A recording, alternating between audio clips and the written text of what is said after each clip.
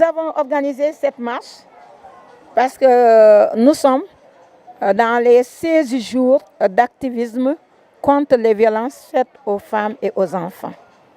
C'est le thème mondial étant orangeons le monde, mobilisons les ressources pour mettre fin aux violences faites aux femmes et aux filles. C'est dans ce cadre que nous sommes. Depuis le 25, nous avons organisé des activités. Nous avons animé des émissions au niveau des différentes radios de la place et même au niveau de la télévision pour dénoncer et inviter les gens à réfléchir. Pour voir qui a fauté. Est-ce que les parents ont rempli correctement leur responsabilité, leur rôle de parents, parce que l'éducation incombe en premier lieu aux parents. Voir la communauté, quelle est sa part dans ce qui se passe, dans ce que nous vivons par rapport aux violences.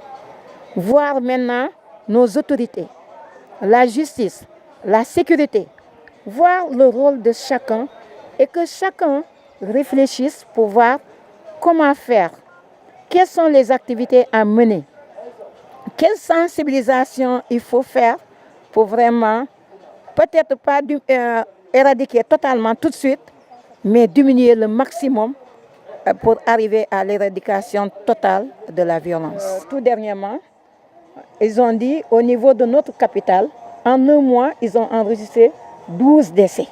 C'est trop. Le dernier décès qui a ébranlé tout le monde, c'est le chauffeur qui a égorgé sa patronne. Ce qui est difficile à accepter. C'est ce qui est difficile à comprendre. Mais quand même, ça a eu lieu. Le temps de déplorer cela, Ziguinchor subit le même cas avec une élève qui a succombé suite à des violences. Une semaine après, c'est le tour de Bignona. Une femme a été violée et tuée par son malfaiteur. Vous voyez déjà, c'est un peu trop. Et dans la même semaine, on nous annonce à Tambacounda qu'une femme a été retrouvée, assassinée et délaissée dans la nature. Donc c'est trop, c'est trop. Et c'est venu juste avec ces 15 jours d'activisme.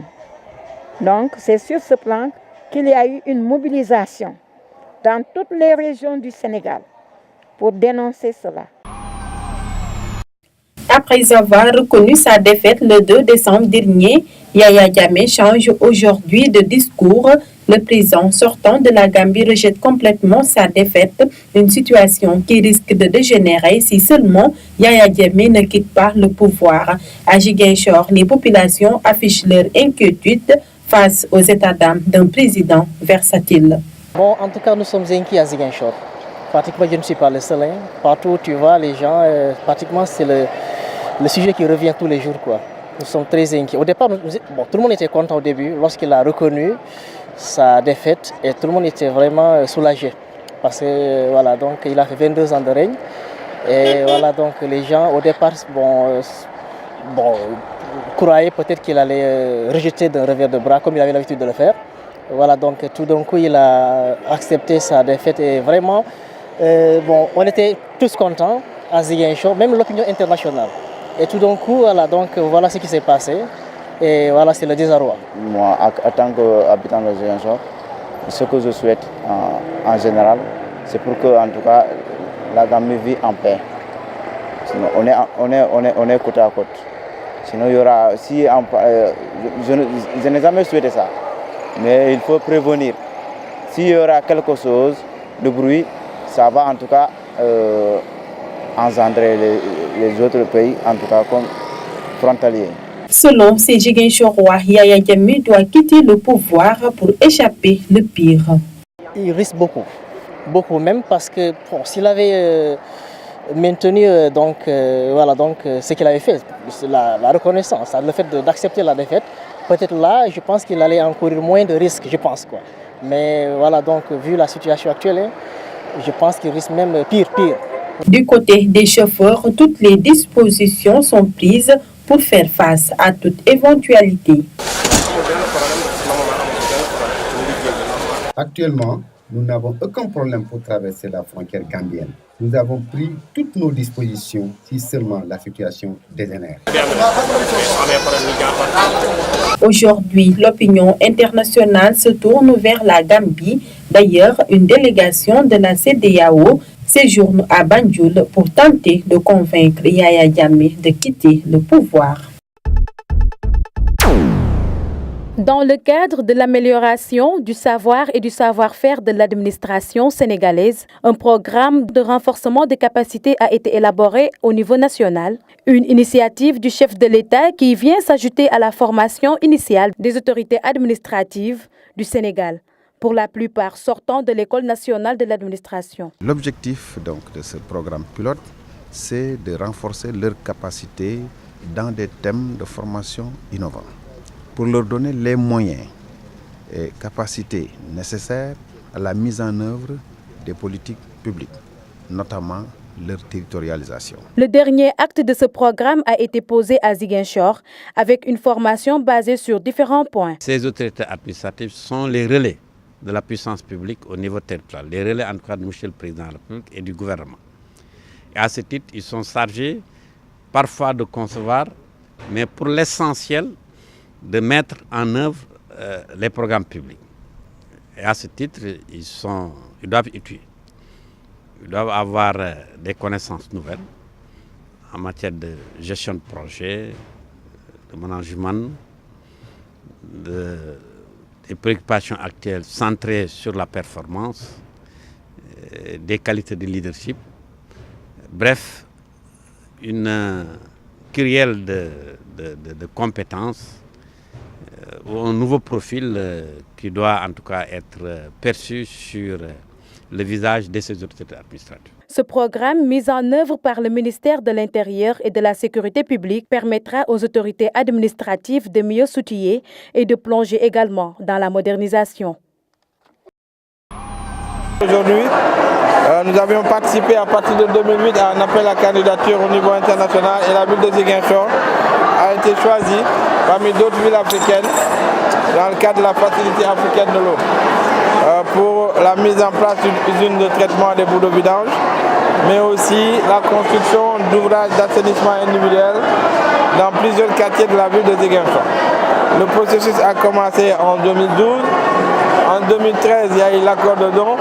Et en 2014, nous avons installé la cellule à Ziguinchor qui a travaillé avec l'aide du cabinet EDE qui avait été sélectionné. Et donc, c'est aujourd'hui, nous sommes au bout du processus parce que l'ensemble des appels d'offres ont été faits, mais aussi les entreprises ont été sélectionnées. Donc, les travaux vont démarrer dans les quartiers et au niveau de la station des boules vidange, au niveau des rizières de Colobane et de Comitel. Donc, il était important aujourd'hui qu'on rencontre l'ensemble de la communauté bénéficiaires, que ce soit les délégués de quartier, les conseils de quartier, les populations, les conseils municipaux, mais aussi tous les acteurs de l'État, que ce soit la direction de l'environnement et des établissements classés, l'ONAS, mais aussi la direction de l'assainissement. Tout le monde était là, bien entendu encadré en tout cas par notre maître, qui est le cabinet EDE, et qui nous accompagne dans ce projet.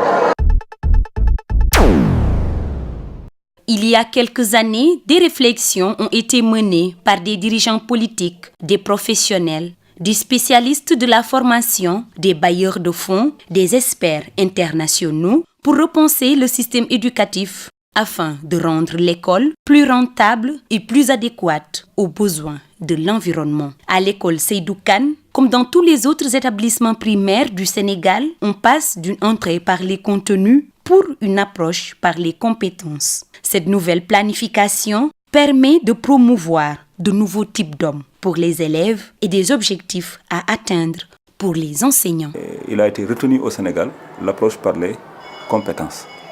Et qui dit approche par les compétences, donc dit effectivement révolution dans la manière de concevoir l'enseignement et dans la manière de concevoir les manuels et les supports didactiques. Donc l'élève qui est en classe fait des activités et on évalue ces activités. Donc c'est ainsi que dans la planification des apprentissages, on parle d'apprentissage. Parce que l'éducation, elle est globale. Donc l'élève peut être faible dans tel domaine, mais avoir des compétences dans un autre domaine. Donc l'école est là pour essayer de déceler les compétences de l'enfant. La réforme scolaire, c'est donc une adaptation dans les termes et le vocable utilisés. On passe de Ami et Rémi pour Marie et Madi. On parle de domaine de compétences. De nouvelles appellations font également leur parution, comme vivre dans son milieu, art plastique, art scénique ou encore la communication sous toutes ses formes. Communication orale, communication écrite, production. Dans le domaine langue et communication, donc nous avons communication écrite, nous avons production d'écrit. Au début on parlait de calcul, on parle maintenant de domaine mathématique. Dans le domaine mathématique, donc l'élève, au lieu de dire géométrie, on dit activité de géométrie. Ou bien activité on disait arithmétique, maintenant on dit activité de numération. On avait par exemple, pour le troisième domaine, éducation à la science et à la vie sociale, on a éducation au développement durable et éducation à la science et à la vie sociale. Donc c'est ces domaines-là, c'est ces sous-domaines-là qu'on a maintenant. Avec l'approche par les compétences, la dynamique de l'école change. D'abord perçue comme un lieu de transmission de savoir et de développement de capacités intellectuelles très générales, l'école se soucie plus aujourd'hui de la dialectique, situation, problème de la vie courante.